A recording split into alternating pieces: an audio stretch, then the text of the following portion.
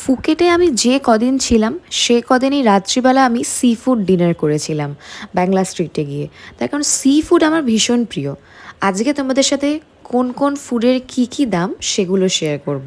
আচ্ছা, তার আগে বলো তো আমার জুতোটা কেমন লাগছে। অনেকে কিন্তু তোমরা এই জুতোটার অনেক প্রশংসা করেছো। তো চলো মার্কেটটা একটু ঘুরে দেখানো যাক। মার্কেটে নানা রকমের ফিশ, লবস্টার সব কিছুই অ্যাভেলেবেল ছিল।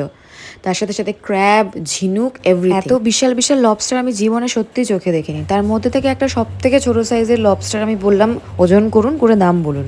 মোটামুটি 1.5 কেজি মতো ওজন হয়েছিল আর দাম নিয়েছিল 2000 থাই ভাট, যেটা ইন্ডিয়ান কারেন্সিতে কনভার্ট করলে হয় অলমোস্ট 5400 টাকার মতো।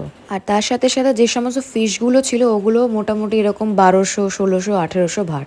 পুরোটাই ওজনের উপর ডিপেন্ড করছে। যত বড় সাইজের মাছ দামটাও তত বেশি। এই লবস্টারটাকে ওরা চিজ দিয়ে বানিয়ে দিল। ওখানে ওরা নিজেরাই মেনু ধরিয়ে দেয় অ্যান্ড তার মধ্যে বিভিন্ন রকমের রেসিপি থাকে। সেই স্টাইলেই তোমরা সিলেক্ট করতে পারো যে কে কীরকম খেতে পছন্দ করো। আমি একটু চিজি পছন্দ করি বলে চিজ দিয়ে বানিয়ে দিয়েছিল আমাকে। আর এই মাথাটা দেখে আমাকে ওই সমস্ত জ্ঞান দিতে আসা পাবলিকের কথা মনে পড়ছে, যারা নিজেরা জীবনে কিছুই করতে পারেনি অথচ আমাকে উল্টো পাল্টা কথা বলে এবং জ্ঞানও দেয়। যাকগে, লবস্টারেরও তবু একটা দাম আছে, কিন্তু এই সমস্ত মানুষের সমাজে আদৌ কোনো দাম আছে বলে তো মনে হয় না।